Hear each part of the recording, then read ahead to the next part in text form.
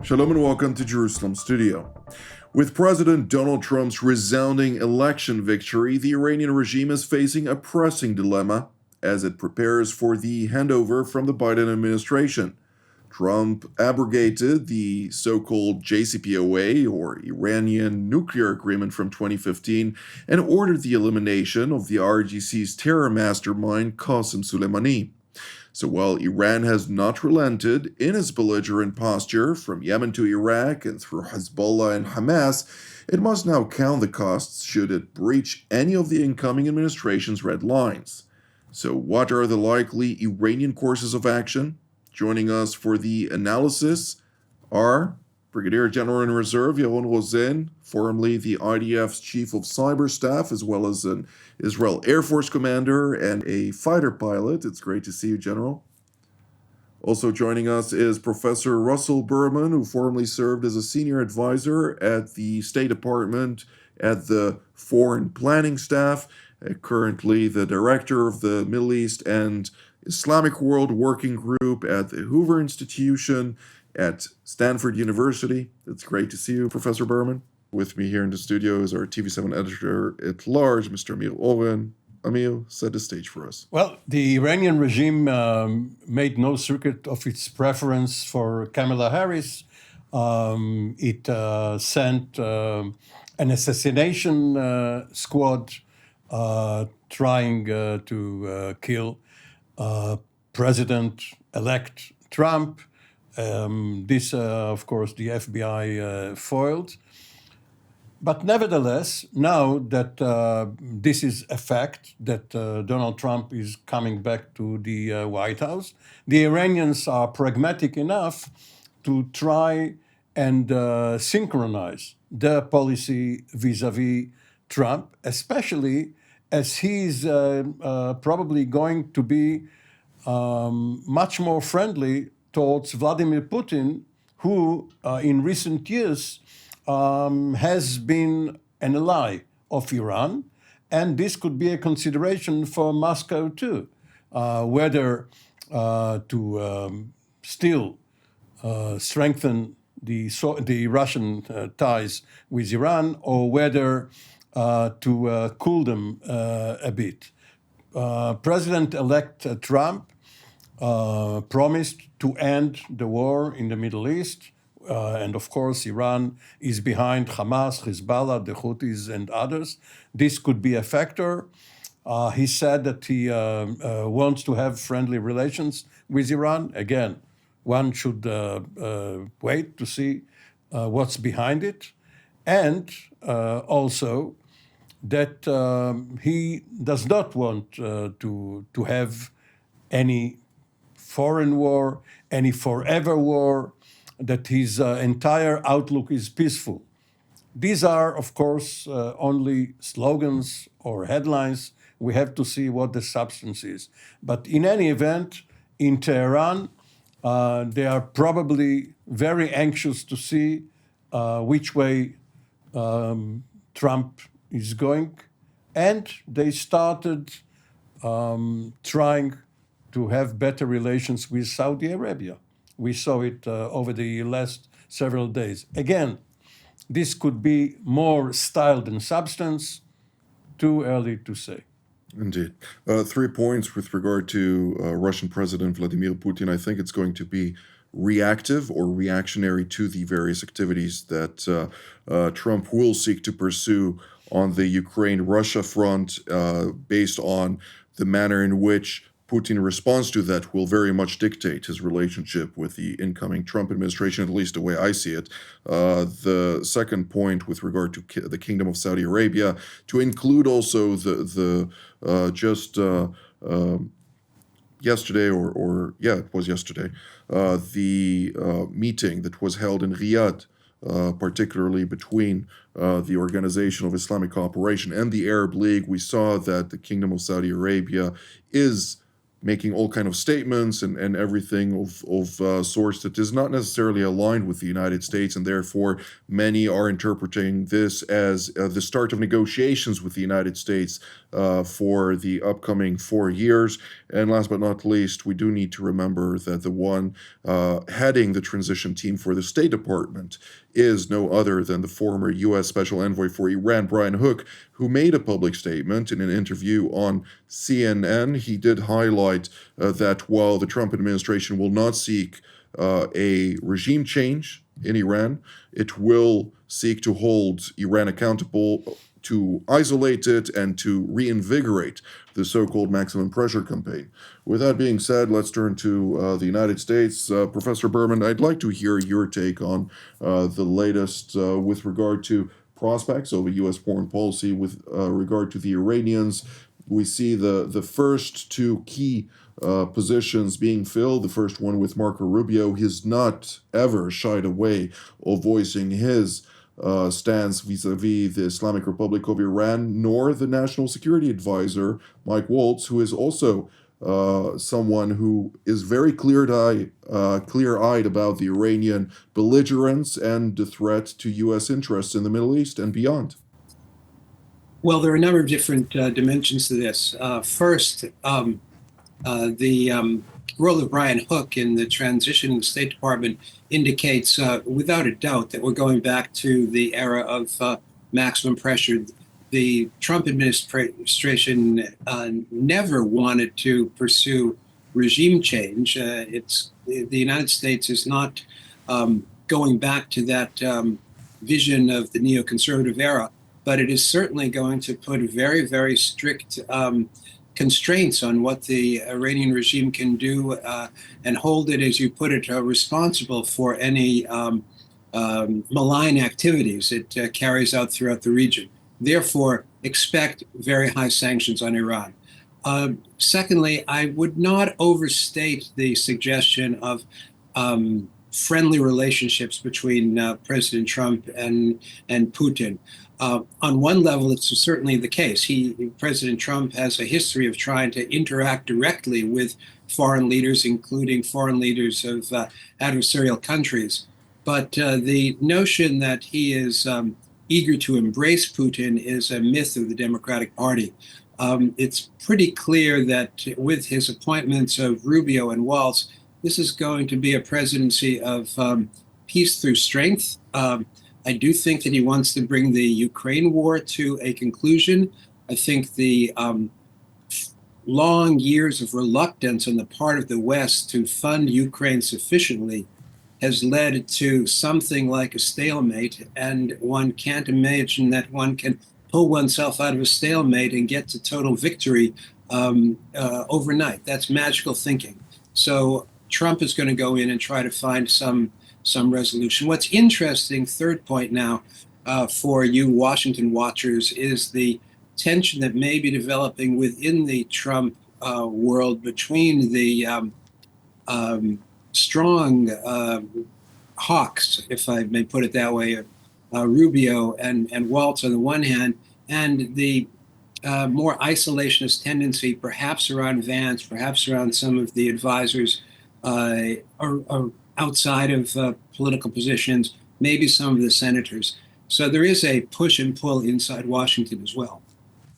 Indeed. With that being said, there were some very potent isolationists vying for the National Security Advisor position who were overlooked despite a very vigorous campaign to appoint them, something that we do need to take note of. And General Rosen, I'd like to once again point out that, when we're looking at Volts as well as Rubio, they are the ones who pushed the same statement that President Trump has highlighted, that we must allow Israel to win. Yes, we want to end the war, but they need to do so out of strength. They need to do so from a victor perspective, and therefore we can expect that those two individuals now in Trump's leading team, if I may, will push also to grant Israel the tools in order to fulfill the objectives of the war, and also possibly vis-a-vis Iran and its nuclear aspirations to acquire nuclear weapons. Yes, I think that's true, but I think the overarching story in the twilight diplomacy, the lame duck period that we're in, is actually turning into legacy diplomacy. I think that what we're seeing, besides the constraints that you mentioned, from the U.S. side, I think the Biden coming out of his presidency is thinking about what's his legacy? What did he bring to the Middle East? And what's on the table here? What can he do basically by Christmas, maybe a little after that, beginning of next year? But time is of essence. Things need to move forward. So what will he leave for the Middle East? If you look at that from his perspective, it can be, I think, one of the two, Lebanon or the Saudis. One of these two will play out, and both Biden and Trump will say that they caused it. So it's good. Two people will say they were the cause for this, so both will take this on their deck of cards, sort of. And I think on the other hand, speaking of Trump's second presidency, I think, as mentioned by Professor Berman, I think that there's Trump 2.0. We're not going to see the same Trump. It's going to be a little different. Now, just from the expectations, Qatar is ousting Hamas outside. I'm not sure exactly how it's playing out. Is it a sort of a game of diplomacy and they're not really going out? They're going to let them stay. But it doesn't matter. The expectations, managing these expectations is very important before he comes into office and plays the maximum pressure diplomacy. And also in Israel, Bibi also is sort of cornered in many ways. And his legacy, after over a year of war, he understands that Israel cannot play this attrition war for much, much longer. He needs some wins. So all of these things are going to converge somehow. Will it be Lebanon? Will it be on the hostage deal or Saudi? Again, I think there's some kind of convergence between Biden and Bibi in a way before Biden leaves. So that gives me a sort of hunch that Saudi and Lebanon, and wishful thinking, maybe the hostages, but I think no one knows exactly how this will end. The Palestinians and the whole final borders of Israel and the whole long-term security will wait for President Trump. And also Iran is playing legacy diplomacy because Khamenei is 85 years old. He understands that his days are not, he's not going to live forever.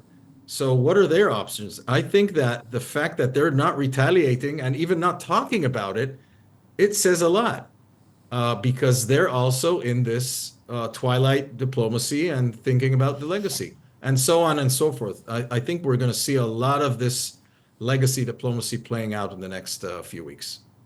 Well, the chatter about responding to Israel's retaliation for its own attack against Israel, namely the 26th of October attack, prior to which the Iranians launched a missile salvo of roughly 300 projectiles towards Israel, 200 projectiles towards Israel on October 1st. What's 100 projectiles between us? With half a ton on each warhead, that means between life and death. But if we put it really within that category, as you mentioned, the Iranians know that their window of opportunity to launch an attack against Israel is closing.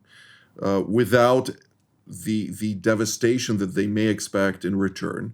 All the while, they are announcing a NOTAM, or they have announced a NOTAM between the 18th and 20th of November over their own airspace. They are conducting various activities to try and allude to preparatory work being made in order to strike at Israel. Is this just a charade? Yes, it is. It's very Persian.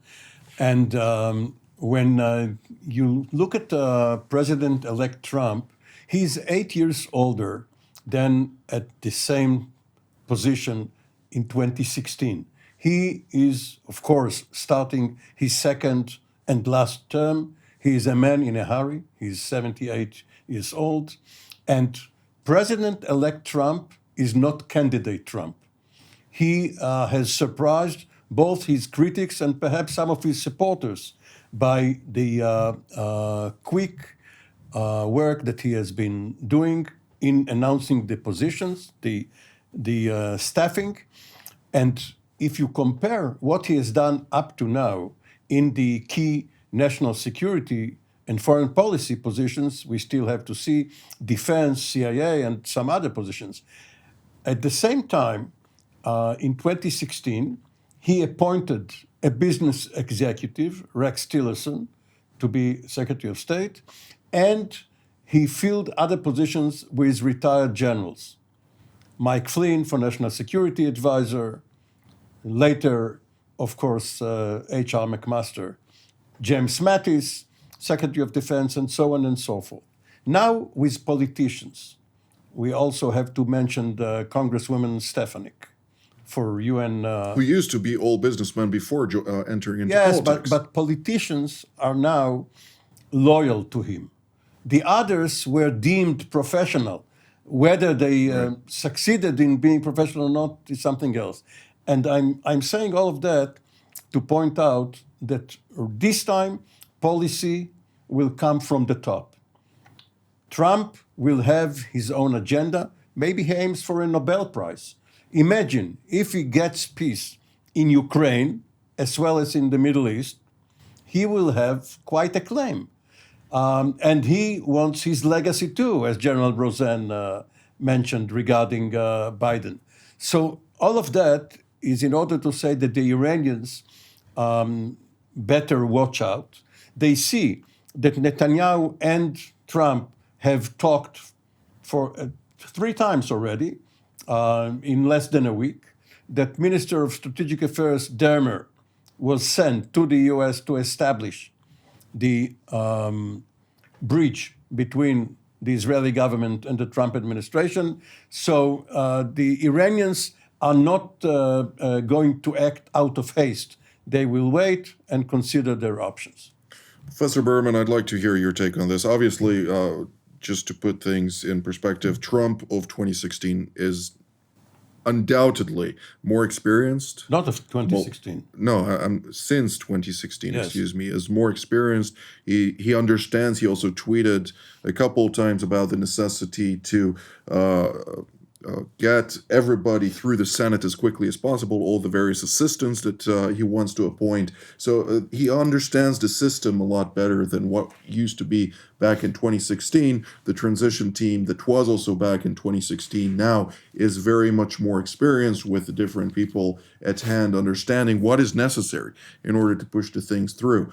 Nevertheless, when we're looking at the Middle East, Professor Berman, correct me if I'm wrong, but it is one piece in a very large puzzle, with the Pacific being the key challenge at this point in time. The Middle East is nonetheless also playing a part in that theater, if I may call it, in a manner in which the Chinese have increased their influence over the past 4 years. The Russians have increased their influence over the past 4 years in those regions, and therefore Trump enters an arena that is very different from when he left office.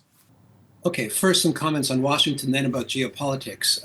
With regard to Washington, yes, Trump is more experienced, not only in the sense of he understands it better, but he went through the experience of his first administration where he faced significant resistance from within the bureaucracy and from part of the Never Trumper faction of the Republican Party. He doesn't want to face that again. He wants to succeed. As has been pointed out, this is his last term. He wants a legacy, but to get to that legacy, he needs achievement. Therefore, these appointments that he's made, I think it's wrong to understand this as just a matter of appointing loyalists that allow him to push his line. Rather, these are Stefanik, Rubio, Waltz. These are all people who have won elections. These are all people who are democratically elected politicians. No one ever voted for Rex Tillerson. These three are expressions of the popular will, like it or not. This is the expression of the American voting public. I think there are two themes that people should keep in mind with regard to Trump. One is the aspiration to achieve peace, and maybe he'll get a Nobel Prize. The other is to give expression to the will of the American people. That's what Make America Great Again really means for him. Now, with regard to the geopolitical query that you made at the end, there is a consensus that China is the major threat that the United States faces, but no one believes that a pivot to Asia means giving up on all other theaters. We're engaged with China and Russia and North Korea and Iran, that gang of four of evil adversaries around the world, especially in Ukraine, especially in the Middle East, but also in Africa and in Latin America. So pivoting to Asia might have meant for the Obama administration pull out of the Middle East. No one thinks that anymore. The goal is now to come to some resolution in the Middle East in order to eventually shift toward the Western Pacific. So if I may follow up on this, when there is chatter right now in Washington about whether or not the Trump team would pull out from Syria, after in his previous administration there were certain deliberations about this. Ultimately, Bill Robach, who was deputy of Operation Inherent Resolve from a political perspective, together with Lindsey Graham, went and met with Trump and managed to alter his position on that, leaving a certain contingent in Syria to maintain a U.S. footprint. Are we expected to see a pullout from there within context of what you just said, or is there still a rationale to the current composition in the Middle East that requires American footprints in multiple locations, be they small as they are, still sends a very clear message of American dominance? I can't say whether there'll be a motion on that question of the American troops in Syria. The point is that the question of American troops in Syria is just one small point in the picture of the Middle East that is going to be redesigned within the coming year. The Lebanon, Syria, Iraq, these are all subsidiary questions to what happens with Iran, what happens with Iran and Israel, what happens with Israel and the Iranian proxies, and between Israel and Iran. Lebanon, troops in Syria, this is second order questions that should not be looked at in isolation. I think there's a lot of reason for optimism right now. It could be that the new Middle East is about to emerge in the coming period for reasons that have already been discussed. Of course, this can all still go south, but if I were in Tehran, I'd be rethinking what I've been doing for the past how many decades, and a smart leadership in Iran, whether it's Khamenei or someone who would carry out a coup against Khamenei, would think about how much more beneficial it would be if there were productive relationships between Tehran and Washington rather than the current stalemate. General, you have 2.5 minutes. I agree. I think that the question of, the larger strategic question will be starting with Iran as an axis, as the middle of this whole Middle East conundrum. And once we tackle that challenge, a lot of things will fall in place. I think that we have, by dealing lately very successfully with the proxies, the tentacles of this octopus, I think that we have started sort of a snowball effect that may allow this very huge change in balance and geopolitics and restructuring of a lot of many nations in the Middle East. I think we should start with Israel's final borders, along with finalizing the Abrahamic Accords with Saudi. We need to sort of anchor the main achievements, and these achievements will start expanding to other islands of stability. Lebanon needs to be one of them. There is a chance to really change what Hezbollah is in Lebanon. And then the questions about Syria and the U.S. presence in Syria and in North Iraq, all this thing is very important because of the geographic continuity. But it's not the main question. But we do have to pay attention to geography, because that is how Iran projects its power westward. The evil crescent through Iraq, into Syria, into Lebanon, and the Ring of Fire through the Arabia, through the Indian Ocean, into the Red Ocean, into the proxies, whether it's the Houthis and Gaza. It's part of the big plan, the Ring of Fire.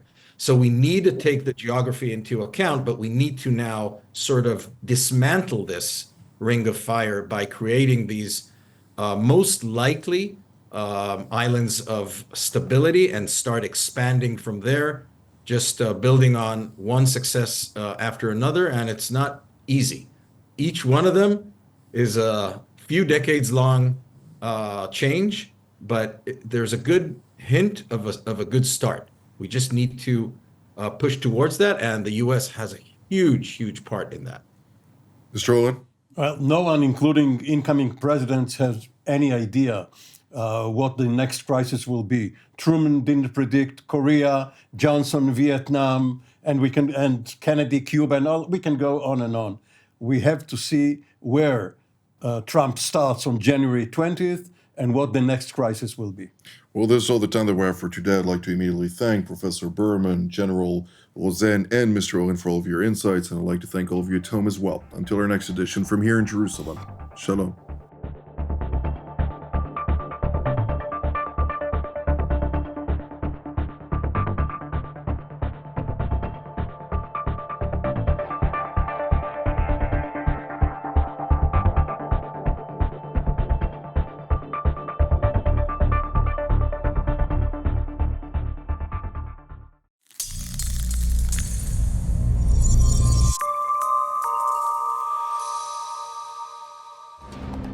For more of TV7's productions and editorials, we invite you to visit our website at www.tv7israelnews.com.